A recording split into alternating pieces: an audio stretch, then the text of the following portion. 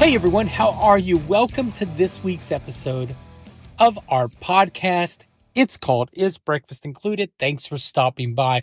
Now, before I tell you who's on the show, I'd like to welcome our new sponsor, Tone Shop Guitars. Tone Shop Guitars is Dallas-Fort Worth's largest independently owned music store. They have 3 locations. They carry all the major brands of electric guitars, acoustic guitars, basses, pedals, accessories. Check them out. If you haven't checked them out, go to toneshopguitars.com. Check out what they do online. And if you use the code breakfast15 on your first order, you'll receive 15% off. But I'll do you one better. If you tell them that Bernie and Lisa sent you, they're going to throw in a free shirt for your first order. So make sure you check them out. toneshopguitars.com. On the show this week, we talked to Nick DeLaCruz. Now, Nick is this social media personality. He has a YouTube channel, TikTok channel, Instagram, all this called This is DeLaCruz, where he does on-site interviews of audio technicians, backline technicians. He interviews roadies or technicians, depending on what they want to be called. He's a great guy. He takes us back to where he started. He had an interesting childhood when he started playing in bands, when he started touring as an audio guy, got a little crazy, had to leave, and then he joined the military, did that for several years, and now here he is in his third act, being a social media presence. He's a great guy. We connected. We talked. He's got an interesting story, so please check it out. Nick DeLaCruz. Let's check it out. Tell everyone who you are and what you do. I am Nick DeLaCruz. I have a social media under This is DeLaCruz. My real job is I'm a rep. So I just moved to the Atlanta area, and I'm the Georgia rep for Shure and for Allen Heath and HOSA and RME, EAW, DB Tech. So I just recently moved here to do that job, but I started this whole YouTube and social media thing on the side, and it's kind of taken off. Right on, man. Right Yeah. on. Where are you originally from? I'm originally from Washington State. Okay. Yeah. Wow. Did you come from Washington State all the way to Atlanta? No, I didn't. So I started. I was in Washington State for many years, and that's where I started my touring side. So I come from a musical family. My dad owned a recording studio and a record label. My mom owned a talent agency, and she was a vocal coach. And I wanted to be a musician like everybody else. I wanted to be a rock star, but they had been in the industry for a while. And they said, if you're going to do it, do the technical route. So I kind of split the difference and went live audio. Mm-hmm. Started at the very beginning and started pushing boxes, doing local labor. From there, went to a patch guy. From patch guy, went to monitor engineer. From monitor engineer, went to front of house, did some production managing stuff, and did that for many years. And I ended up quitting about 13 years ago and got sober.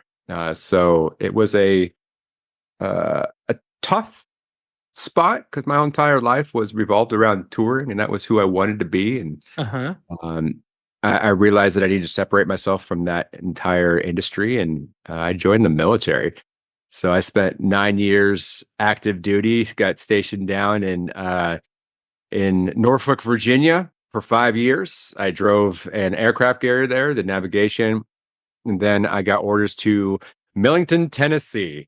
And I didn't want to go there, and they told me there's a reason they call them orders and not suggestions. You're going to Millington, Tennessee. And I went there and I became an investigator. So I started tracking down military deserters and did prisoner transports, which was crazy in itself. We could do a whole podcast on that subject, but we may have to eventually. Yeah, it was definitely interesting, especially during COVID. I was doing 6 flights a week through COVID, so I got to see everything go. I mean, Pearl Harbor, all of it during the time.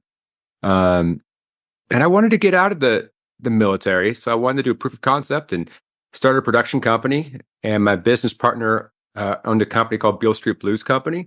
So in a short amount of time, I was doing all the BB King's blues clubs, Lafayette's, and Ibiza's. We're on 10 cruise ships with Holland America. I just started skyrocketing. I'm sorry, I'm giving you kind of a long No. That's what here. yeah. He ended up, he passed away and his wife passed away. And I realized that he had a $50 million business and it was very good, but I realized I just didn't want to be him. I didn't want to be alone in a hospital bed on the phone with my accountant. So that was really a moment in my life. And I was doing military full time at a production company. I was also the technical director for Bill Street Blues Company. And I was just traveling all the time. And all it was I was justifying it for my family. And I was gone. But my wife just wanted me home. Yeah. So I really had to figure out what is happiness, what does contentment mean? And I realized that most of it's not necessarily monetary. So I ended up leaving the military and left the production company, went to work for a manufacturer called Triad Orbit. They make all the stands and clamps and adapters, and started doing that. And I was in Nashville every month, Sweetwater every month, and in all the major recording studios. And we were going to pick up this company called HW Pico, a rep firm, to bring us on as a rep. And they decided to pass on Triad Orbit, but they wanted to pick me up and made me an offer. And it was an offer that you don't even counter and just take it. And that kind of got me. They asked, what's your thoughts on Atlanta? And I said, it's hot. Can I get more context to that? And they said, we need a rep down there. Would you be interested in doing that? And said, I get to be home every night and enjoy time with my family. So this is the happiest I think I've ever been. Honestly, I feel like I'm in a good spot, going back from touring in a very dark time to now I'm back in the world again, but on a different side of that. Yeah. So that was over a 13-year period, because you said you got sober and quit touring 13 years ago. So you've done all of that over a 13-year period. Yeah. When you said something earlier, you're like, you justify everything you do by, you say you're doing it for your family. Like a lot of us cats say that, like I tour for my family, I tour for this. Like, it seems like the guys or the folks who really mean it find a way out and they find a way to stay in the industry, but just not to be the constant, Yeah. Your why has to be greater than what you're doing. Yeah. And you have to be okay with separating yourself from that, at least mentally. You have to be okay with that, because if not, that's going to have more power over your wanting to be sober, you're wanting to be whatever else it is that will take and launch you. So I totally agree with that. Yeah. So, I'm going to take it back a minute. Your dad owned a record label. Was it an indie label? Was it something? It was definitely an independent, small one. He had a recording studio at the house. So much. I mean, you were born into it. I was born into it. I mean, you know how most kids have pictures of them playing sports as a kid. I had pictures of me and my dad's recording studio. So that was what I was born into. Even my mom, she was on tour with the Charlie Daniels band and several different bands. I remember my dad showed me in a globe where my mom was at. So it was something that I definitely was born into. Yeah. And so like a lot of us, you started pushing cases locally and getting into the labor pools. Staging, and went to all the events and learned stage left, stage right. I mean, downstage, upstage, over, under, all of the basics that you have to learn in order to be in the industry. Yeah. That's where I cut my teeth as well. Did you really? PRR in Dallas, Texas, which is now upstaging. Love it. And so I was a pusher and then a loader, and then that's where over under, man. I think that's the most important thing I learned. They taught me a ton. I'm super thick. I even did. They taught me how to uprig too. So I spent a bunch of time climbing up on the grid and learning how to do truck packs, learning how to the proper way to do it. We have one. There's a picture that goes online on social media all the time of this trailer that has all the gear that was dumped out of it by accident, and that was actually a picture I took at one of the gigs I did. That the truck pulled away without loading bars in it, so it all came crashing down for it. So it teaches you, some hard lessons you don't want to do, or maybe it's things you want to do. Yeah, I know early in my touring career that the first real production manager I worked for threw me in a truck. Didn't ask if I knew how to pack a truck. He just threw me in there and he goes, "All right, you're gonna pack the truck tonight." And I thank him for that. He's no longer with us, but I Oh, always to myself, I was like, thank you for making me do it, for yeah. overcoming my fear. I'm like, oh, it's like Tetris. It is, and honestly, you'll grow appreciation for those guys too. It's a tough job. It Yeah. it, it really is. Yeah. Excuse me. So you did that. You played in a band, I assume. Sure, yeah, yeah. I Yeah. grew up in church too, so I was played on the worship team a lot. And I was in high school. I did jazz band and concert band, and so I was always musically. I mean, I've got instruments all around, but Yeah. yeah, high Right school on. garage band, of course, I think everybody did, at least at Yeah. that age. I noticed it's not really a thing anymore with the younger kids. I was on staff at a church, and I asked a bunch of the youth there if anybody has any high school bands or garage bands. They had no clue what I was talking about. It's like, you guys don't get No. together and play music? It's not a thing. No, we got people with laptops and they make beats. Like, Yeah. I go to my friend's house. He's got the drums. I just record the guitar. yeah, Yeah, that was such a that's a pivotal thing coming up. Like, we all got together. It was horrible, but it was fun. We did battle of bands and all. I guess it's not yeah. a thing now. It's a thing of the past. And you always had that one kid whose parents were cool enough to let you set up in their living room and practice. You know, Yes. Yep. it wasn't my place, but we had that one kid, that his mom would let us set up in their living room and practice for 1 hour. Yep. When there were two of us plugged into a bass amp, and then one guy had his own amp. Man, good times. Yeah, and so yeah, that's that. You're right. That's not a thing anymore, man. I But wish it was, but yeah, I different times nowadays. Even just I remember growing up with seeing my dad and coming up with albums. Not to get too far off the subject, but no, it's it's fine. interesting, especially with the creation of TikTok and social media, and even through Napster. And I'm sure you've seen all this. I'm sure you're pretty close to my age, but you've seen all of that come to fruition. But a lot of the songs nowadays, they write hooks and put them on TikTok, and if the hooks do well, they write the rest of the song, which is so contrary to seeing my dad and watching. They literally take index cards of the songs for the albums, of how to experience the album from the first song all the way through, because we actually listen to them. I mean, to the tempo, to the key, to what the message is you want to portray. It seems like that's all just no. Yeah, yeah, yeah. That what I wasn't aware of the TikTok stuff. I mean, I did during the pandemic. I watched TikTok a lot. We all did, and Yep. Yep. I'd hear these little catchy things, and I'd try and Shazam it. Like, what is that? And it was like Yep. nothing. It was just something that, and and a good friend of mine, Greg Souders, who's head of Warner Chapel A&R. Hmm. He told me, he's like, yeah, that's really not my thing as an A&R guy. He goes, but it works for some people. Um, It's funny seeing some of the concerts to what'll be like quiet until the bridge hits and everybody sings the bridge and then it's quiet again. It's like, oh, yeah, that's a yeah, TikTok song. yeah. It's crazy, man. It's Yeah. crazy. It's crazy. So when you left the industry, I mean, did you tour? Who did you tour with at the time? My last tour, I was the monitor engineer and drum tech for Hailstorm.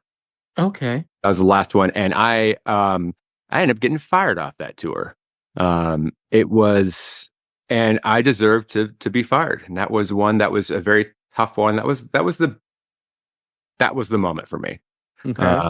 And I'm actually going to be interviewing Mike with Hailstorm coming up, and that's going to be a cool one, coming full circle again with it. And I'll be honest with you, man. It was very that was a dark period, and even looking back, and I didn't want to talk about it, didn't want to share it. I just wanted to get away from it, and I didn't want to ever admit that I failed, and it was a drinking and a Yeah. drug issue, and it was not something that was healthy. It was, I mean, that was not good. And then my buddy Brian Hardiswick, so he was a Bion with a band called Pop Evil at the time, and now he's gone on to bigger and greater things. But he invited me. He was with a band called In This Moment, and they were and they were touring with Hailstorm. He Yeah. invited me to come see it, and that was gonna be my first time I was going to see them since that moment. And I was so nervous and so scared to see them because they fired me off their tour.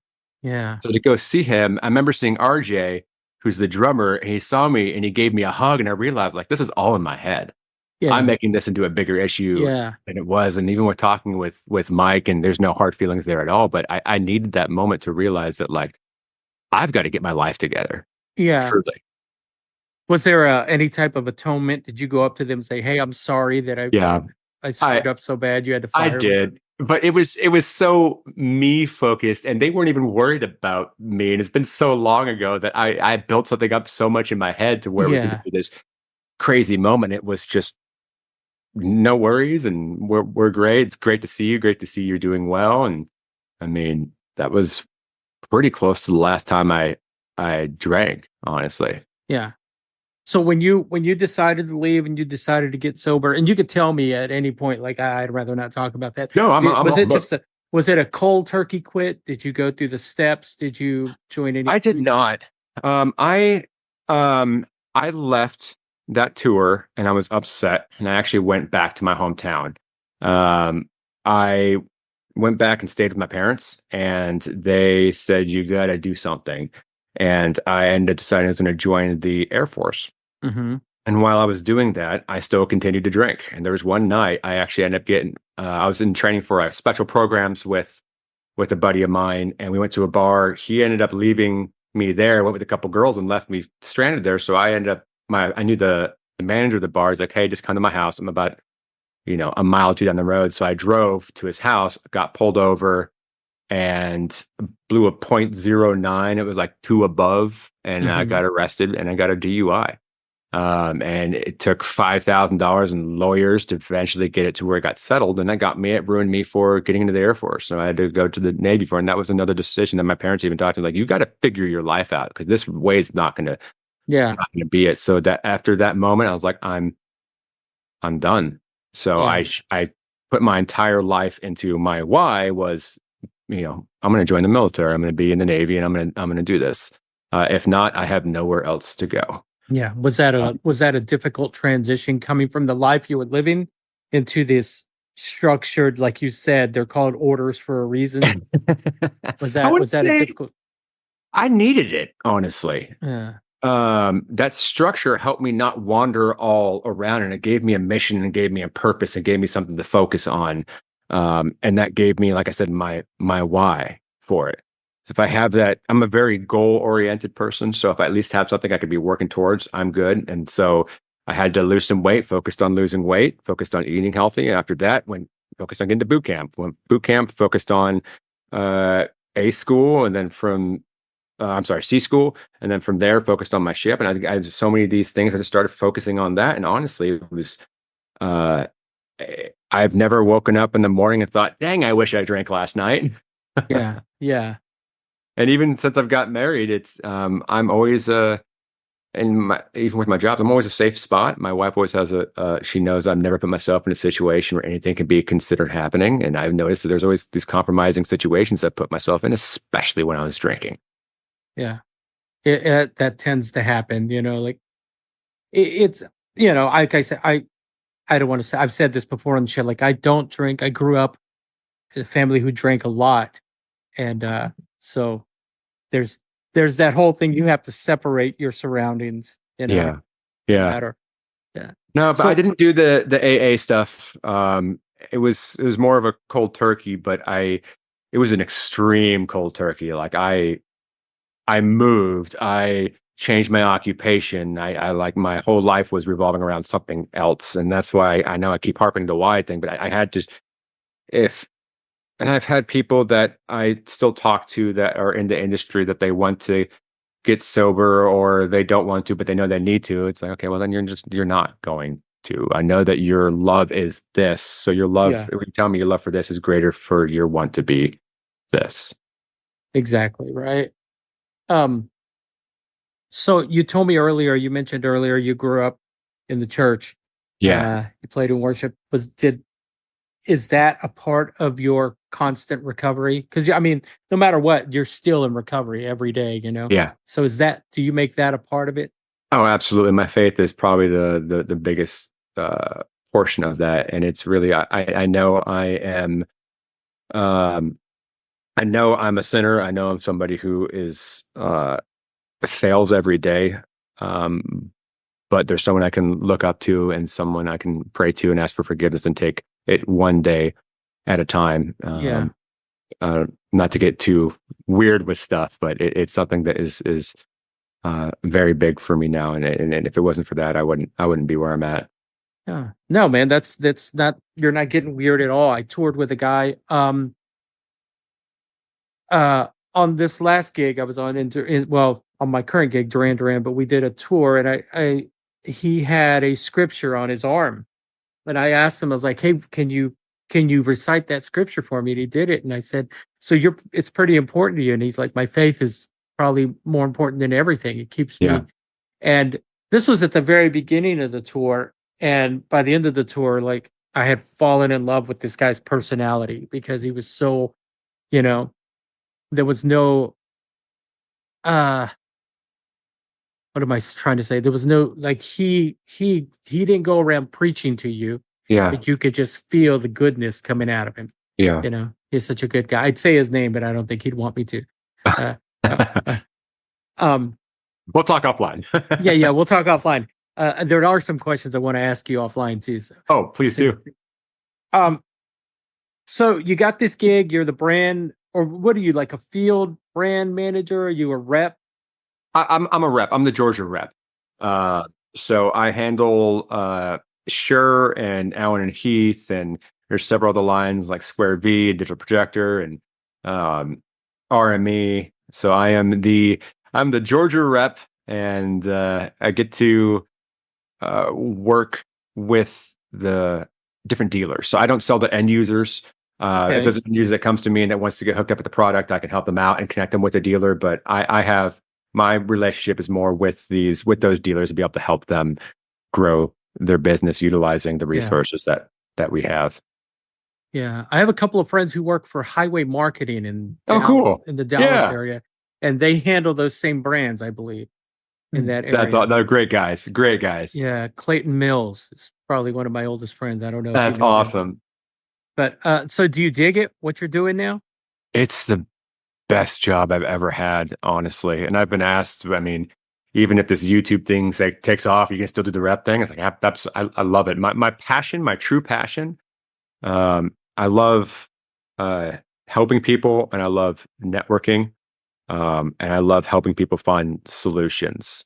And I love, like I said, we're networking people with other things and helping them. So to be able, one of my favorite shows is The Prophet, and it's got Marcus Lemonis on there. When he does is he goes to failing businesses and he's about people, process, and product, and he helps them become a successful business. Isn't all on a handshake deal. So I love those entrepreneurs like the Shark Tank and those different shows. And I just, that heart of wanting to help people, and I get to do that with these different dealers. I mean, it's incredible. Even with the end users too, people who want help. I get to houses of worship are another ones too. That it's those are ones I feel that sometimes they kind of get taken advantage of sometimes.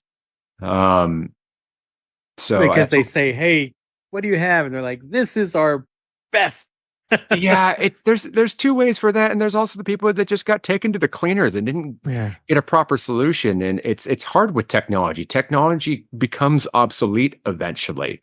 So I mean, in a lot of these churches, they think of the technology like they think of the drywall or the studs. It's we bought it. Why do we need it again? It's like, well, if you have your TV from downstairs from 1992, you wouldn't bring it up here, would you? And having those conversations with them of like, hey, there is obsolescence that's with technology. We'll get you a good baseline with it, but here's the things you really shouldn't skimp on, because there's a snow or a domino effect that can happen if you start skipping on that. But we'll get you at least the good foundations. And I mean, that's specifically for the smaller and up and coming churches. Well, that's really cool, man. I've there was a time when I spoke to a company about becoming a rep, but I like what I do. I really do. I did a lot of crappy jobs when I was younger and even into when I was older. And when I started being a tech, I thought, there's so many folks out there without a job and people with jobs that they hate. And I'm getting to do something that I love. I was just talking with Burton Ishmael about this. He's the Madonna's guy about, Uh-huh. and I think it was with Eddie Mapp too, where it's like we I have to remind myself that there's people that go to work every day to a job they hate. Yeah. And I am so blessed to go to work every day for a job I love Yeah. and I'm passionate about, especially with this YouTube stuff. I love this. I just happen to be doing a hobby that happens to pay for itself now. Yeah. But the fact I get to 100%. it's I feel so humbled. Yeah. So Even just let's to be get sitting here into that, talking to man. you. This is DeLaCruz. That's how I heard Yeah. about you. And man, how did you start? Did you did I don't know if you're like me. I called in a bunch of favors when I started this podcast, like people that I knew, like, hey, I'm doing this, you know. Um, how did how did This is DeLaCruz start?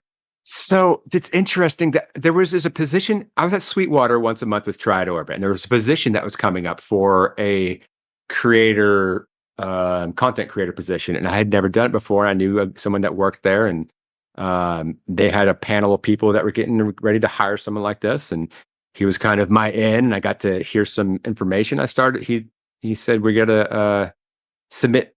Can you submit some videos? And I did some that were not good. And he just kind of gave me some advice with it. And I did some more videos and I asked a couple, but and my buddy who was lead singer of Tower of Power, I was like, hey, do you mind if I just do this interview with you? I need someone I can just kind of riff with, and started doing that. And I didn't hear back from them. I just started doing more videos to give them more content, and I didn't really hear much. And then I called some of my old touring buddies. The first one I did with was my buddy Scoop with Lady A. Mm. Called him, and he let me come in there. And I had to borrow my wife's iPad Pro. Had my iPad Pro, put him up there, and put my iPhone on there, and I used AI to edit them, and had these little Rode clip-on things that we did, and it did well. And I just started messaging some of my old touring friends, and I got a couple. Once the ball started rolling, though, I noticed that people wanted this, like, hey, you should do it with this person, or hey, you should do it with this person, or this, here's a cool idea, maybe this. And it kind of took off, honestly. But it all Yeah. stemmed from me wanting to get a job before I got this, and I wanted to get out of the Triad Orbit stuff and do something different. And I'm very thankful that that happened. I'm thankful that they didn't tell me I had the job. Yeah. Yeah. Do you find when you reach out to someone, is it usually you reaching out to someone, or Yeah. does someone say, hey, can you come out here? And is it It's usually on location in Atlanta when they come through? yes. So it's me reaching out right now. And I have an Instagram that I typically reach out. And once I started getting traction, I actually started getting I got a sponsorship, and I had people starting to reach out to me for sponsorships. And I have one, we could talk more about this offline, but there was a major one that they wanted me to do a proposal for them. So I had to prepare a proposal for something that was just a hobby, and I had to have answers of what I'm doing and where I'm going. And I was like, I have no freaking clue what I'm doing. I don't know where I'm going with it, but I spent weeks of like, okay, what am I doing? What Yeah. is this supposed to be? And I had a mentor of mine that it's like, you got to have your why. What's your back into the why again? But it's like, well, why? Figure that out. I spent a couple weeks figuring that out, and then I realized that I want to tell the stories of the unsung heroes. Yeah. That's my why. And from there, everything. And one of his advice too was that, like, if you don't have that, you're just going to follow money, and you'll just go wherever they want you to go with it. So I started doing that, and it's just been climbing and climbing and climbing to the fact of, like, now I've just been so blessed to have so many people reaching out now and wanting me to do it. And there's a few people before that I reached out to, and they said no, but they're talking to me now, like, excited about doing it. I'm like, yes, come on now. That's the best feeling, right? Let's do this, man. Yeah. And I've been so humbled, tremendously humbled, at just people even reaching out and say, hey, will you come and can I do an Yeah. interview with you? But it's just been, the good thing about being in Atlanta is everybody comes to Atlanta, Nashville, or Greenville. Yeah. So I mean, I now have a crew of people, and I've got a couple guys who volunteered in the very beginning and said, hey, we believe in this, and when you start getting paid, can we be your first one you phone call? And I was like, absolutely. So I've got a camera guy, I've got an editor, I've got an audio guy, And for the bigger ones that are sponsored, I pay them for that, and it's been great. But right now, it's just it has enough of a momentum to where if there's somebody I want to do, I'll just message them on Instagram or just text a buddy and say, "Hey, could you hook me up with this person?" Yeah. Do you ever feel weird reaching out to somebody? Depends on who it is. But it's been pretty chill. There's a couple big ones that I'm in the process of working with right now. That is just it's been weird. Some of these people were my idols looking up to, and I looked up to them. That like now I get to call them friends and text them, and I just am blown away that these people are even in my phone and wanting to be involved with with that is just. Yeah. I mean, I remember I was at AES Nashville, and I was talking with my buddy Jesse, who's the monitors for um, Offspring. I was sitting there talking with him. I look at my phone. I see I'm getting a Facebook call from Toby Francis, and I was like, and I showed it to him. He's like, "You should probably take that." I'm like, "I'm gonna take this." So Right. just seeing people like I just did one with Robert Scoville. To be able to talk with Robert is amazing. For even Pooch to say he's interested, for Chris Rabel, for all the, it's like Yeah. these are the people that were up there. I remember I don't know if you know who Bob Strakel is. He's with Avenged Sevenfold and Slipknot. I remember looking up to him a lot, and I remember one day seeing him and just wanting to maybe meet him. But now that I get to call him and talk to him, and we're actually sharing ideas, and it's like that. Just Yeah. I'm be forever grateful. Even if nothing else comes from this, that was awesome. No, man, I can relate. When I started this, I don't know if you know Steve Castro. He's actually a backline guy, Hootie and the Blowfish, Sugarland. He's done a lot, but he was like a mentor to me early when I started touring. A guy who kind of took me under his wing, and I mentioned him a lot on this podcast when I talked to other techs, and I'm like, why haven't I asked him? And it was strictly for the fact that I was worried he'd say no. And then Dallas Shue, who's been the Edges guy for almost 40 years, Wow. somebody like you, like I looked up to him, and then one day at breakfast, I said, when I just did the Sphere, and I said, "Hey, I've got this show, this pod," and I'm real shy about it. Like, hey, maybe you'd want it. And he's like, "Man, let's do it today." That's awesome. So it's, I get it, man. Like I get that feeling when they say no, or when they say no, and then they reach back out, and go, "Hey, maybe I'm ready to do it."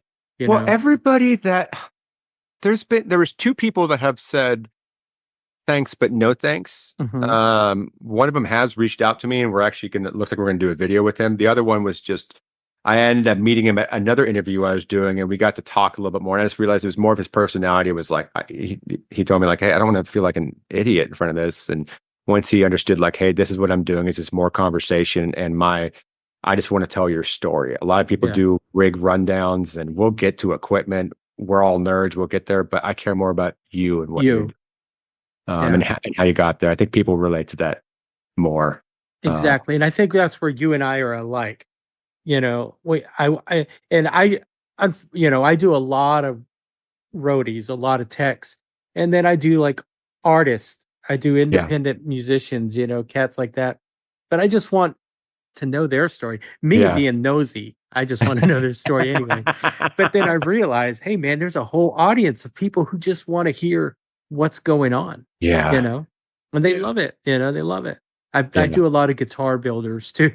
so, That's that's awesome. uh, so when you show up on a gig, is it just like a conversation? Do you have stuff prepped that you want to ask them, or is Uh, yes and no, and I'm trying to get better at this. To be candid with you about it, it's there's some questions that I know that people just want to know, but honestly, a lot of it's just been riffing on the spot yeah, and just having conversation back and forth. But I will say this was harder than I thought to do. Um, for the fact of like we're doing it on location. That's kind of the special part about this is that we yeah, don't yeah, do yeah, the screen stuff. We're actually there. So I mean, you've toured, you get it. There's only like windows of time, and everything on tour changes anyway. So it's like, okay, we're going now, or we got to keep pushing it. yeah, So that part's been tough, but also having conversations and keeping them flowing and lining up the next question in my mind while trying to pay attention to what they're saying, and then I'll get focused on that. Like, crap, I was going to ask that. But it's okay to stop sometimes and just collect yourself and get to it. But I've been trying to. My next phase in this is I want my followers to have more interaction with it. So I'm going to be reaching out to them more and saying, "Hey, what do you guys want to know?" So I'm working on building a website to where I'm going to do a like a newsletter to where the guys who follow it will know a day or two, like, hey, this is the person I'm interviewing. Yeah. What questions? And I'll be able to ask that on camera, like, hey, this person wants to know this. What are your thoughts to it? But honestly, it's just been kind of riffing on the fly and just kind of seeing where things go. Or if we want to go walk around, we'll go walk around. Yeah. Yeah. I get it. I get it, to doing it on location. I know Lisa and I did a few on the last Duran tour where we interviewed a couple of the techs and a couple of the band members on location. And it was like, yeah, we could do it on Friday, and then sound check runs long. Oh no, can we do it tomorrow? And so we've had to learn this way of doing it via Zoom. It has worked best for us, but we're the same way. Like, we're sitting here talking to you and you say something that triggers us and you're like, I want to ask about that right now, but you're still going. And then by the time you finish, like, oh, let me ask you about something else completely different. But we're learning. And like when we started this a little over 3 years ago, we didn't know what we were doing. Yeah. We were coming out of the pandemic. And but this is a labor of love for us. We love doing it. We love talking to people. I remember there was Phil Bledsoe. I was doing an interview with him. He's front of house for Sam Hunt, and his audio package was on the backline truck, and the backline truck was running late, and it wasn't going to show up until like 5 minutes before doors.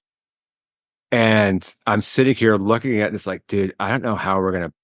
If it was me, I'd be freaking out. I was like, no, let's do it. Let's do it now. And we're sitting there, and he's so calm during this interview with no console. Obviously, we talked about the elephant in the room being no console with it. But he said something to me that I'll never forget. And he said, and I was asking about how do you keep your cool through all this? And if it was me, I'd be stressed out. And he said, I'm paid to be here for an hour and a half, but I'm hired for the 22 and a half hours. Yeah. And I was like, meaning that you're hired for everything around that. So you could sit here and freak out about that, but and then also Bob, he said, Bob Strakel, he said, what was it? I do the show for free, but you're paying me to be away from my family. Yeah. Like that was good too. I love I've had to use that one too. Like, you're paying me to leave. In the beginning, I'd be like, please, I'll do it for free. Yeah. I just want to be on the road. And now, almost 20 years in, I'm like, yeah.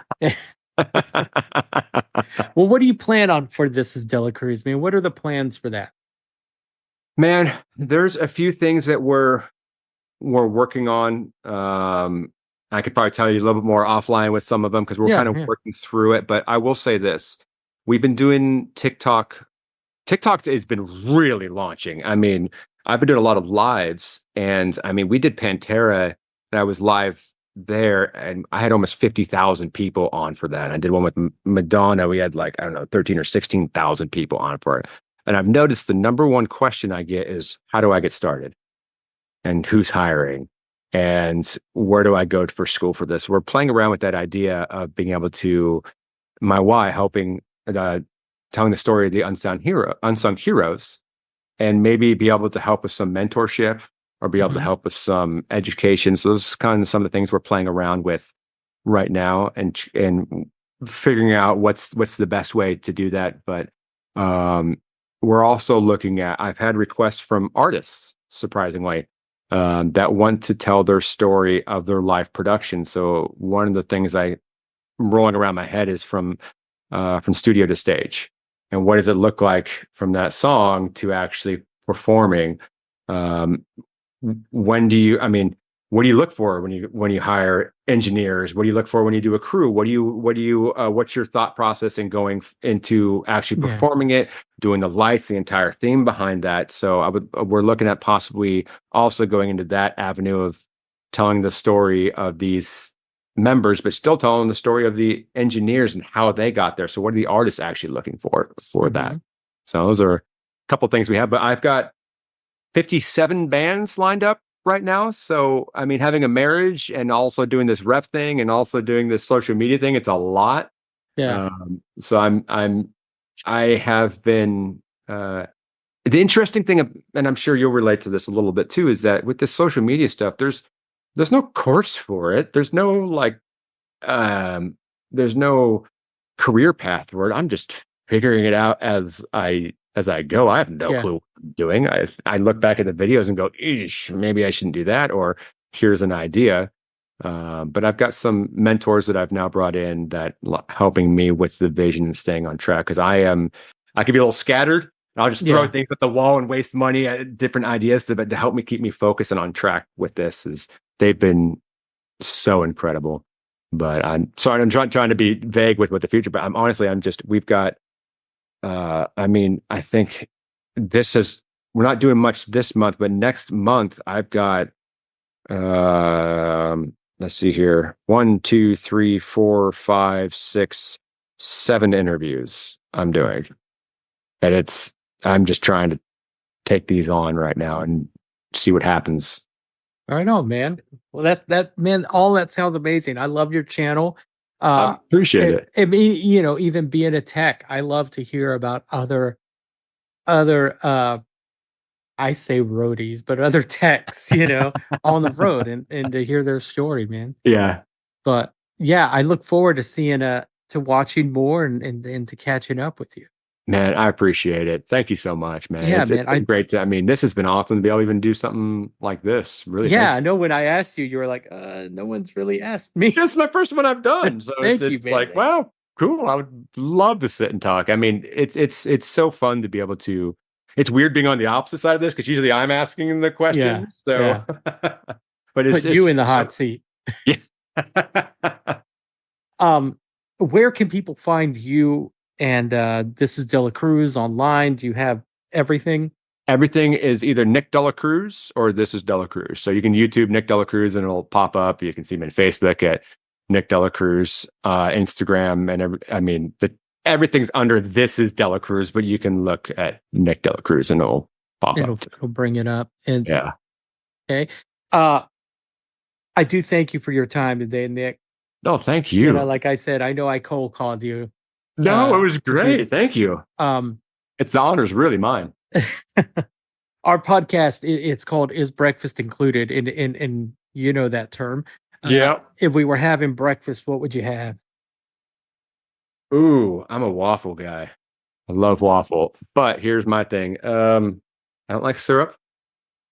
I like butter and those at Waffle House. There's the peanut butter chips on there, so that's some eggs and bacon. Call it a day. What about you? You're in Waffle House country right now. Yes.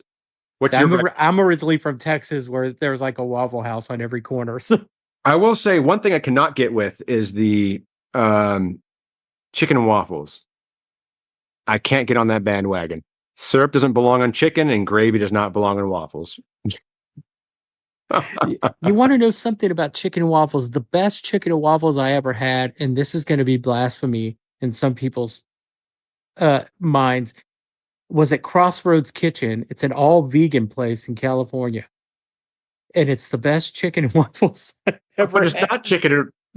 I know, right? I know, right? It was a waffle, but it wasn't chicken. What's your breakfast? Pancakes, man. Pancakes with a side of bacon. But waffles, they have the convenient little squares to hold your happiness in. Yeah, yeah. I mean, believe me, the waffles, if I can have both, I'm even happier. Well, man, I appreciate you taking the time to do this, and it was good talking to you. Man, I appreciate you so much. Thank you so much for having me. Right on. Nick DeLaCruz. Man, I told you, really interesting guy, right? And has done so much in his short time. Really, really, really good dude, man. I think we connected and we're going to be friends. Check him out online. This is DeLaCruz on YouTube, TikTok, Instagram, Nick DeLaCruz on Facebook. If you can't find it under Nick DeLaCruz, look under This is DeLaCruz. It's one or the other. But he's out there. Check him out. See what he's doing. Support him. Subscribe to his page. Yeah. And while you're online, check out isbreakfast.com, right? Hey, I can't let you leave without asking you to subscribe to our page. Do some smashing of the likes, comments, subscribe to our podcast on whatever platform you listen to. Go to our store, man. Buy a shirt. Buy a shirt. You want one. Even if you have one, I bet you wore it so much, representing that it's time for you to get another one. Pants, I'm talking to you. And again, thank you to our sponsor, Tone Shop Guitars. ToneShopGuitars.com. On your first order, if you use the code BREAKFAST15, you will receive 15% off. And like I said, if you tell them Bernie and Lisa sent you, they're going to give you a free shirt. Make sure you let them know what size. All right, guys, I am done. Have a great day, and we're going to talk to you next week.